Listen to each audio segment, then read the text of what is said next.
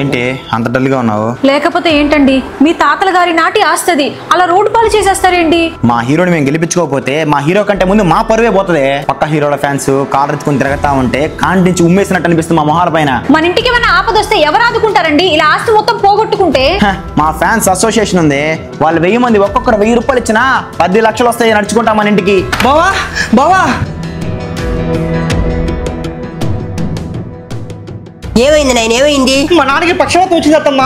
Help కోసం ఎవరు ఈ ఫోన్ ఎత్తుకోవట్లేదు. ఒరే బాబా నువ్వేం టెన్షన్ పడకరా, మన ఫ్యాన్స్ అసోసియేషన్ ప్రెసిడెంట్ కాల్ చేస్తానుండు. అన్న మన శబరీష్ వాళ్ళ నాన్నకి పెరాలసిస్ వచ్చిందన్న, కొంత అమౌంట్ సర్దానన్నా. పెట్టేసాడంట్రా. నేను చేశాను బావా, అసలు పట్టించుకోవట్లేదు. ఉండు బావా, సినిమా హాల్ ఓనర్ ఫోన్ చేస్తా.